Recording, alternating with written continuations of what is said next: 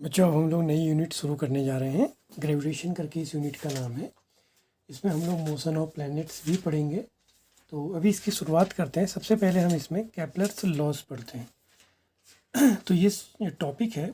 इसमें सबसे पहले केपलर एक खगोल शास्त्री थे। इन्होंने इस पर खोज करी थी। तो इनके लॉजिक को पहले से रूल्स पढ़ते हैं, फिर जैसे जैसे आगे जाएंगे तो हम ग्रेविटेशन में क्या क्या लॉजिक। ग्रेविटेशन सामान्यतः गुरुत्वाकर्षण होता है, इसमें न्यूटन के नियम आपने पढ़े हैं कि हर प्लेनेट जो होता है वो एक बॉडी को दूसरी बॉडी को अट्रैक्ट करता है ग्रेविटेशनल पुल से। तो वो पुल क्या है उसको आप यहाँ पर डिटेल में पढ़ेंगे। तो शुरुआत हम करते हैं सिर्फ केपलर से लॉ ऑफ प्लेनेटरी मोशन से। तो केपलर ने 3 लॉ ऑफ प्लेनेटरी मोशन दिए थे। इनका जो फर्स्ट लॉ था इसको कहते हैं लॉ ऑफ ऑर्बिट्स भी कहते हैं,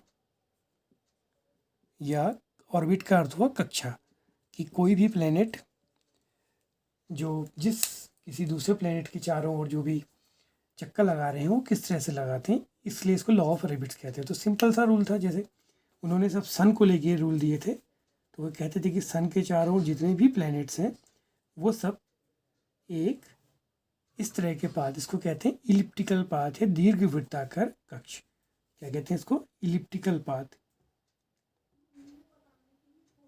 या इसको हिंदी में कहेंगे दीर्घ वृत्ताकार जो पाथ है, कक्षा है। तो दीर्घ वृत्ताकार कक्षाओं में सभी प्लैनेट, सभी ग्रह सूर्य के चारों ओर चक्कर लगाते हैं, और सूर्य जहाँ पर स्थित होता है उसको उसका फोकस कहते हैं। अब थोड़ा समझने की जरूरत है कि दीर्घ वृत्त, जैसे वृत्त होता है, वृत्त में एक केंद्र होता है। तो दीर्घ वृत्त में क्या होता है, अभी आप लोग गणित में पढ़ेंगे। दीर्घ वृत्त के 2 फोकस होते हैं। देखो, दीर्घ वृत्त 2 तरह से बनता है, ऐसे भी बन सकता है और इस तरह से भी बन सकता है। तो इसको दीर्घाक्ष कहते हैं और इसको इसका लघु अक्ष कहते हैं। तो इसके 2 फोकस होते हैं, एक यहाँ पर होता है और एक यहाँ पर होता है।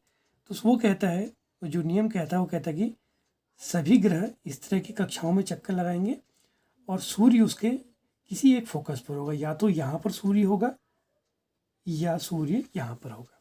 ठीक है, तो ये था कक्षाओं का नियम या लॉ ऑफ ऑर्बिट्स।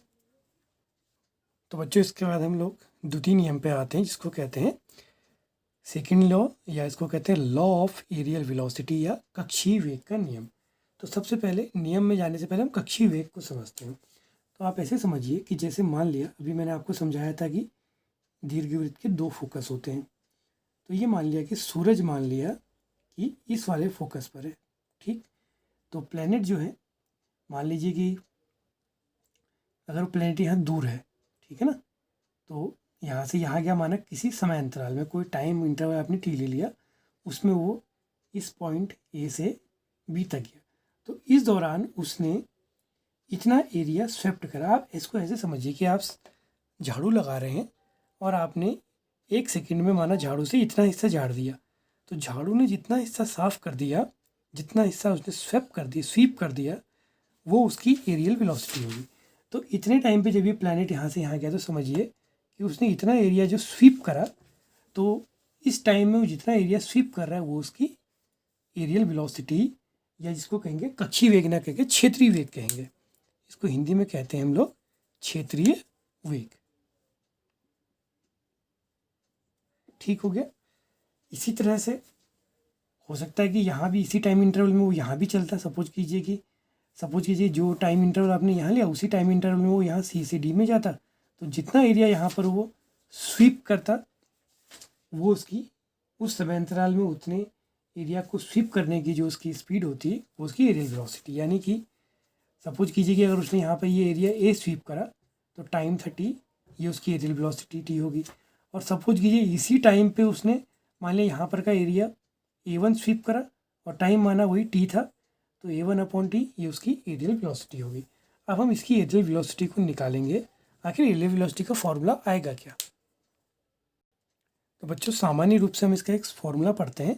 एक्चुअली में जो ये इलिप्टिकल पाथ के जितने फॉर्मूले हैं, ये तो आप हायर क्लासेस में जाके चलते हैं। अभी आपकी क्लासेस में आगे जाके क्या होगा, आप ये मान लेंगे कि जितने भी प्लैनेट है वो ऑलमोस्ट सर्कुलर ट्रैक पर या सर्कुलर या वृत्ताकार कक्षा में गति कर रहे हैं। ठीक है, तो हम एरियल वेलोसिटी निकालते हैं। कोई नया फॉर्मूला इसका नहीं है, क्लास 10th का ही फॉर्मूला, थोड़ा सा उसको एडवांस पढ़ेंगे। देखिए इस चीज़ को आप समझिए, ये क्या बन रहा है, ये एक तरह का सेक्टर बन रहा है ना, या जिसको हम हिंदी में कहते हैं त्रिज्य खंड। तो हमें क्या करना है, इस त्रिज्य खंड का क्षेत्रफल निकालना है, ठीक है ना। आप लोग क्लास 10th में निकालते हैं, अगर ये कोण थीटा डिग्री हो जाए, ये डिस्टेंस आर हो जाए, तो आपका होता है theta upon 360 into pi r square. अब अंतर ये था कि फिजिक्स में जैसे कि मैंने बताया, यहाँ पे डिग्री यूनिट नहीं होती है, क्या यूनिट होती है, रेडियन यूनिट होती है। ठीक है ना। ये फॉर्मूला तो बनता था किसके लिए, जब सारी यूनिट डिग्री में ली जाती थी। अब जो हमारी यूनिट है वो सब किस में ली जा रही है, वो रेडियन में ली जा रही है।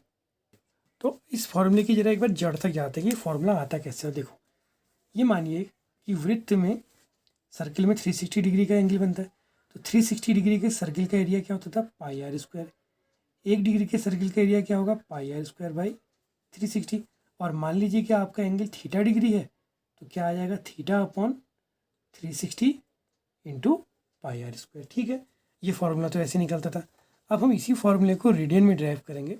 तो रेडियन में क्या अंतर है, आपको पता है कि किसी भी, जैसे आपको 1 डिग्री है उसको रेडियन बदलना है, तो आप क्या करेंगे, पाई बाई 180 से मल्टीप्लाई करते हैं। तो 360 डिग्री के अगर आपको रेडियन बनाने, तो क्या करेंगे आप, 360 इंटू पाई बाई 180, तो यानी कि ये हो गया 2 पाई। तो एक तरह से आप ये मानिए कि जो सर्किल है, अगर आप ये एंगल को डिग्री ना लेके आप क्या लेंगे, इसको रेडियन में लेंगे। ये थीटा रेडियन था। तो 2 पाई के सर्किल का एरिया होता है पाई आर स्क्वायर, तो 1 का पाई आर स्क्वायर बाई 2 पाई। और इसी तरह से थीटा का, अगर थीटा रेडियन का एंगल बना हो तो उसका एरिया ये कैंसिल हो जाएगा, तो 1/2 आर स्क्वायर इंटू थीटा हो जाएगा। तो बच्चों उसी फॉर्मूले को हम यहाँ पर अप्लाई करते हैं। मान लीजिए कि ये डिस्टेंस ऑलमोस्ट हम इसको सेम मान लेते हैं, और ये एंगल लेट के एज्यूम कर लीजिए कि ये एंगल बन जाता है डी थीटा। ठीक है ना, क्या एज्यूम कर लिया हमने कि दोनों डिस्टेंस हम ऑलमोस्ट सेम मान लेते हैं हम, क्योंकि मैंने कहा कि जैसे जैसे हम आगे जाएंगे हम अभी इसको सर्कुल के लिए ही पढ़ेंगे। वो हायर क्लासेस में चलता है कि जहाँ पर प्योर इलिप्टिकल पाथ को एज्यूम किया जाता है। ठीक है, तो इस सेक्टर जो हमारा कौन सा है, एस ए बी। ठीक है ना, तो एरिया ऑफ क्या हो जाएगा, एस ए बी। तो मान लिया ये एरिया डी ए हो गया। तो अभी हमारा फॉर्मूला क्या था, 1/2 आर स्क्वायर इंटू थीटा। तो अब की बार ये फॉर्मूला हो जाएगा 1/2 r square into d theta. ठीक है, अब इसी को आगे अप्लाई करते हैं। ये तो हमारा था एरिया। अब हमें निकालनी है एरियल वेलोसिटी। तो एरियल वेलोसिटी क्या हो जाएगी, टाइम इंटरवल लेके चलेंगे। मान लिया वो टाइम इंटरवल अब टी की जगह हम इसको डी टी एज्यूम कर लेते हैं। तो D A by D T हो जाएगा 1/2 r square D theta upon D T. और D theta upon D T से आप पहले से परिचित हैं, क्या होता है, एंगुलर वेलोसिटी। तो 1/2 आर स्क्वायर इंटू ओमेगा आ गया। ठीक, अब हम इसको और आगे लेके चलते हैं। कैसे, इससे एक नया, ये तो एरियल वेलोसिटी का एक फॉर्मूला ये आया, एक इससे नया कंक्लूजन निकालते हैं। वो नया कंक्लूजन क्या आएगा, अब उसको समझते हैं। इससे पहले वाले चैप्टर में हमने जो रोटेशनल मोशन पढ़ा था उसमें हमने पढ़ा था जे बराबर आई ओमेगा। ठीक है ना, तो अब इसी को आगे लेके चलिए। आई बराबर क्या होता था, एम आर स्क्वायर ओमेगा। अब आप देखिए ये आर स्क्वायर ओमेगा आ गया। तो इस आर स्क्वायर ओमेगा की जगह हम लोग क्या लिख सकते हैं, अब आप यहाँ से हिसाब लगाइए। R square omega equal to क्या बन जाएगा, जे अपॉन एम। ये क्या होता था इसमें, एंगुलर मोमेंटम, या जिसको हम कहते थे हिंदी में कोणीय संवेग। तो ये फॉर्मूला क्या बन गया, इसकी जगह जे आ गया अपॉन 2m। 2 पहले से ही है, तो ये D A by D T क्या बन गया, जे बाई 2m। तो ये एक फॉर्मूला निकला एंगुलर एरियल वेलोसिटी का। तो बच्चों इस फॉर्मूले से हम कंक्लूजन देखते हैं। अगर आप इसको वेक्टर फॉर्म में लिखेंगे तो ये क्या बन जाएगा, जे अपॉन 2m। अब जैसे बॉडी यूँ घूम रही है तो जे की डायरेक्शन ऊपर, तो एरियल वेलोसिटी की डायरेक्शन भी कहाँ को आ जाएगी, अपवर्ड आ जाएगी। और अगर ऐसे घूमेगा तो डाउनवर्ड। चलिए अब इससे कंक्लूजन देखते हैं। इससे कंक्लूजन क्या निकलता है, अब आप देखिए एंगुलर मोमेंटम तो कांस्टेंट रहेगा। क्यों, क्योंकि इस प्लेनेट पे कोई एक्सटर्नल फोर्स अप्लाई नहीं हो रहा। तो इट मीन्स जो ये रूल आता है उस रूल को अगर हम समझें तो वो रूल क्या बनता है कि एंगुलर मोमेंटम उसका कांस्टेंट है। यानी कि एरियल वेलोसिटी क्या रहेगी, D A by D T constant रहेगी, क्योंकि मास उसका कांस्टेंट है। किसी पर्टिकुलर प्लेनेट की बात कर रहा हूँ मैं। जैसे अगर आप अर्थ की बात करेंगे तो ये अर्थ के लिए बात होगी, उस समय वीनस की बात नहीं करेंगे, वीनस की अपनी अलग ऑर्बिट होती है, या अगर आप प्लूटो की बात करेंगे उसकी अलग ऑर्बिट। तो अभी हम थोड़ी देर के लिए किसी एक सिंगल प्लेनेट की बात कर रहे हैं जो इस ऑर्बिट में चल रहा है। तो J/dt क्या आ गया, J कांस्टेंट है, M भी कांस्टेंट है, तो एरियल वेलोसिटी क्या होगी, कांस्टेंट। तो यही केपलर से सेकंड लॉ है कि जो प्लेनेट घूमते हैं उनकी एंगुलर जो एरियल वेलोसिटी होती है वो क्या रहती है, कांस्टेंट रहती है। ठीक हो गया। तो इससे रिजल्ट क्या निकला, एरियल वेलोसिटी कांस्टेंट होगी तो क्या होगा, देखो जब प्लेनेट दूर होगा, ठीक है। अब एरियल वेलोसिटी कांस्टेंट का मतलब क्या है, J/2m कांस्टेंट, या सीधे सीधे कहें तो J भी, M तो कांस्टेंट ही है, J कांस्टेंट रहेगा। J बराबर क्या होता है, देखो एक तो MVR भी एक फॉर्मूला होता है, तो MVR क्या हो गया, कांस्टेंट हो गया। MVR कांस्टेंट की मीनिंग क्या है, प्लेनेट तो वही है, उसकी डिस्टेंस कम ज़्यादा हो रही है, तो MV1R1 is equal to MV2R2, जो कि हमने इससे पहले वाले चैप्टर में भी पढ़ा। M कांस्टेंट होकर दोनों ओर से कैंसिल हो जाता है, तो V1R1। इसकी मीनिंग क्या है कि जैसे यहाँ समझो, यहाँ R1 ज़्यादा है, अगर हम टाइम इंटरवल को फिक्स मान लें कि जितना टाइम हमने A से B का लिया उतना ही टाइम अगर हम C से D का भी लेंगे तो क्या होगा, यहाँ पर अगर स्पीड इसकी V1 है और इस वाले हिस्से में स्पीड वेलोसिटी माना V2 है। अब आप जरा देखो, यहाँ पर डिस्टेंस R1 मान लेते हैं और यहाँ डिस्टेंस इसकी यानी कि SD या SC R2 होगी, SA और SB क्या होगी, R1 होगी।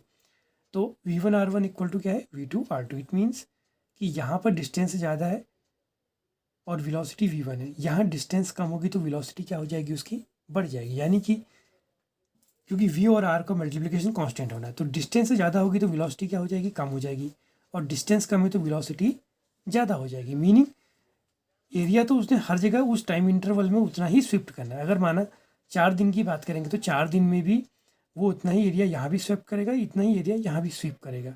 बस अंतर क्या है कि उसकी वेलोसिटी कम ज़्यादा हो जाएगी। डिस्टेंस ज़्यादा होगी तो वेलोसिटी कम हो जाएगी, और डिस्टेंस कम होगी तो वेलोसिटी बढ़ जाएगी। तो जब प्लेनेट सन से दूर जाएगा तो वेलोसिटी उसकी कम हो जाएगी, और जब प्लेनेट सन के नज़दीक आएगा जैसे कि यहाँ पर है तो यहाँ की वेलोसिटी बढ़ जाएगी। क्यों, क्योंकि R1 ग्रेटर है R2 से, तो V1 छोटा हो जाएगा V2 से, या V2 V1 से